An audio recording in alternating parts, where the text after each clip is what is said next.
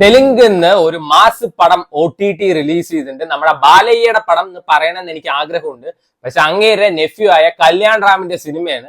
Mass പടത്തിലെ വെട്ടിക്കഴിഞ്ഞാൽ correct ആണ്. ഈ സിനിമയുടെ പേര് പറഞ്ഞിട്ട് അർജുൻ സൺ ഓഫ് വൈജയന്തി. തെലുങ്കന്മാര് വരെ എടുത്തിട്ട് അലക്കിയിട്ടുള്ള പടമാണ്. ആമസോൺ പ്രൈമിൽ തെലുങ്ക് ഭാഷയിൽ മാത്രം അവൈലബിൾ ആണ്. പണ്ട് നമ്മുടെ സുരേഷ് ഗോപിക്ക് യുവതുർക്കി പറഞ്ഞിട്ടൊരു പടം ഉണ്ടായിരുന്നു. അതിലൊരു നായിക ഉണ്ടായിരുന്നില്ലേ, വിജയശാന്തി. ആളാണ് ഈ സിനിമയിൽ നമ്മുടെ കല്യാൺ റാമിന്റെ അമ്മയായിട്ട് അഭിനയിച്ചിരിക്കുന്നത്. ആളൊരു IPS ഓഫീസറാണ്. കല്യാൺ റാം IPS ആവാൻ പോണു, എന്നിട്ട് ഗുണ്ടയായി മാറുന്നു. പിന്നീട് ഇവര് തമ്മിലുള്ള പ്രശ്നങ്ങളൊക്കെയാണ് പറയുന്നത്. ഒരു അൾട്രാ മെഗാ പ്രോമാക്സ് അപരാധം എന്നൊക്കെ പറയാൻ പറ്റുന്ന ഒരു പടമാണ്. ഇതൊക്കെ എവന്റെ തലയിലൂടെ വരുന്നത്. എസ്പെഷ്യലി ഇതിന്റെ ക്ലൈമാക്സ് അത് പലരും കണ്ടിട്ടുണ്ടാവും റീൽസിലൊക്കെ. അത് കണ്ടിട്ട് വെച്ച പിന്നെ സിനിമ കാണുക വേണ്ടെന്നേ ഞാൻ പറയുള്ളൂ.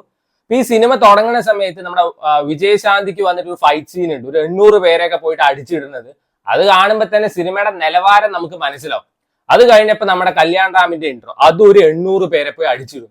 അപ്പൊ അടിച്ചിട്ട സമയത്ത് അവൻ ചോദിക്കും, എന്തിനാണ് തല്ലിയത്, പൈസക്കാണോ ചോദിക്കുമ്പോ അല്ല ചായക്കാണ് എന്ന്.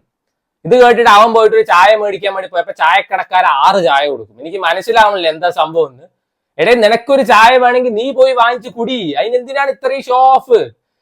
മറ്റേ യൂഷ്വൽ തെലുങ്ക് പടത്തിലൊക്കെ കാണുമല്ലോ, ഇന്ത്യയിൽ നിന്ന് ഒരാൾ ദുബായി ഫോൺ ചെയ്തിട്ട് ഇത് ഞാനാണ് പറയുമ്പോഴേക്ക് അപ്പിയിടും മൂത്രമൊഴിക്കും ഒക്കെ ചെയ്യില്ലേ. അതന്നെയാണ് ഈ സിനിമയിലും ഉള്ളത്. അപ്പൊ ആർക്കെങ്കിലും കോൺസ്റ്റിപ്പേഷൻ ഉണ്ട് വെച്ചാൽ ഇതിൽ നമ്മുടെ കല്യാൺ റാമിനെ വിളിച്ചാൽ മതി. അവൻ ഫോൺ ചെയ്താൽ തന്നെ എല്ലാം പൊയ്ക്കോളും.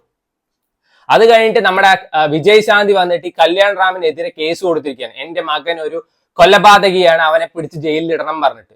ഈ കോർട്ട് വന്നിട്ട് ഫുള്ള് നമ്മുടെ കല്യാൺ റാമിന്റെ കീഴിലാണ്. ആൾ ഒരു പാരലൽ ഗവൺമെന്റ് ആണ് നടത്തുന്നത്. ഈ കല്യാൺ റാം കണ്ട് വാച്ചിൽ തട്ടിക്കഴിഞ്ഞാൽ ജഡ്ജ് പറയും ദ കോർട്ട് ഈസ് അഡ്ജേൺഡ്. ഇങ്ങനെ 5 എന്ന് പൊക്കി കാണിച്ചപ്പോ പറയും അടുത്ത മാസം 5-ാം തീയതി അടുത്ത സെഷൻ വെക്കാ പറയും. അപ്പൊ ആൾക്ക് വന്നിട്ട് വക്കീലിന്റെ അടുത്ത് പോയി പറയുന്നുണ്ട്, നീ കേസ് വാദിച്ച് എന്നെ ജയിപ്പിക്കരുത്, അമ്മ ജയിക്കണമെന്ന്. എന്നാ പിന്നെ നിനക്കെന്നെ പോയിട്ട് ഞാനാണ് ചെയ്തത് പറഞ്ഞാൽ പോരെ, സുഖമായി പോയി ജയിലിൽ കിടന്നൂടെ? അപ്പൊ അവന് ജയിലിൽ കിടക്കാൻ വയ്യ, പക്ഷെ അമ്മ ജയിക്കുന്നുണ്ട്. അങ്ങനെ കുറെ പുതിയ പുതിയ കണ്ടുപിടുത്തങ്ങളുള്ള സിനിമയാണ്. നമ്മുടെ SU കുമാറിന്റെ പുഷ്പയിലുള്ള ശ്രീവല്ലി പോലത്തെ ഒരു ക്യാരക്ടർ ഈ സിനിമയിലുണ്ട്. വലിയ ഗുണ്ടയാണെങ്കിലും ഡോൺ ആണെങ്കിലും ആൾക്കാരുടെ ഭാര്യയെ പേടിയാണ്. സോ ആള് പറയുന്നുണ്ട്, നമ്മുടെ കല്യാണം ഒക്കെ വന്നിട്ട് ഈ രജിസ്റ്റർ മാരേജ് പോലെയാണ് നടന്നത്. അതുകൊണ്ട് എനിക്ക് സേവ് ദ ഡേറ്റും കാര്യങ്ങളൊന്നും കാണാൻ പറ്റിയിട്ടില്ല. അതുകൊണ്ട് എല്ലാവരുടെ കല്യാണത്തിന് നേരത്തെ പോകണമെന്ന്. എന്റെ പൊന്നു വെച്ചാൽ ഈ ഇൻസ്റ്റാഗ്രാമിൽ നടക്കണമെന്ന് നീ അറിയില്ലേ? നീ ഈ യൂണിവേഴ്സിൽ ഒന്നും അല്ലേ?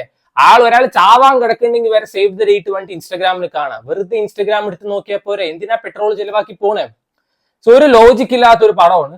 സോ ഈ സിനിമയിൽ ഏറ്റവും കൂടുതൽ വെറുപ്പിച്ചിരിക്കുന്നത് അമ്മ മകൻ പാസമാണ്. എനിക്ക് അജിത്തിന്റെ വലിമയിലായിരുന്നു ഇത്രയും പാസം ഞാൻ കണ്ടിട്ടില്ല. 10 കൊല്ലമായിട്ട് അമ്മ ചോറുണ്ടിട്ടില്ല, അമ്മ ചായ കുടിച്ചിട്ടില്ല എന്നൊക്കെ പറഞ്ഞിട്ട്. ഇതിലെങ്ങനെയാന്ന് വെച്ചാൽ ഈ അമ്മയുടെ ബർത്ത്ഡേക്ക് ഏതിപ്പോ യുദ്ധം നടക്കുകയാണെങ്കിലും അല്ലെങ്കിൽ വന്നിട്ട് ബോംബ് വീഴുകയാണെങ്കിലും അതിന്റെ ഇടയിൽ ഇവൻ കേക്കും കൊണ്ട് പോകും 12 മണിയാകുമ്പോൾ. അതേ തന്നെയാണ് ഈ സിനിമയിൽ ഫുൾ ഉള്ളത്. ഇവൻ ഇതിന് മാത്രം എവിടുന്ന കേക്ക് കിട്ടണമെന്ന് എനിക്ക് മനസ്സിലാവില്ല.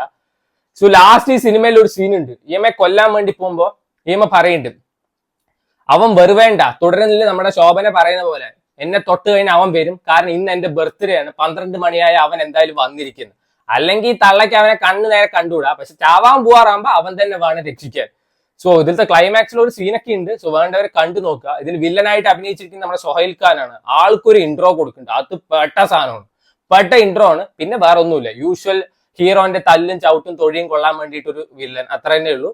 തെലുങ്ക് ഭാഷയിൽ ആമസോൺ പ്രൈമിൽ അവൈലബിൾ ആണ്. വേണ്ടവർ കണ്ടു നോക്കുക. എനിക്ക് പേഴ്സണലി ഒട്ടും വർക്കാവാത്ത ഒരു പടമാണ്. ഈ കല്യാൺ റാമിന്റെ ഒരു പടമുണ്ട് ബിംബിസാര പറഞ്ഞിട്ട്, അത് എനിക്ക് നല്ലോണം ഇഷ്ടപ്പെട്ട ഒരു സിനിമയായിരുന്നു. അതുകൊണ്ടാണ് ഞാൻ ഇത് കണ്ടത്. ഒന്നുമില്ല, ആള് വന്നിട്ട് മറ്റേ ഗുണ്ടൂർ കാരത്തിലെ മഹേഷ് ബാബുവിനെ പോലെ ആവാൻ വേണ്ടിയിട്ട് മെഴുക് പ്രതിമയെ പോലെ നിൽക്കുന്നുണ്ട്. ഇവൻ ഈ സിനിമയുടെ പ്ലോട്ട് വരെ അതന്നെയാണ്. So try it out.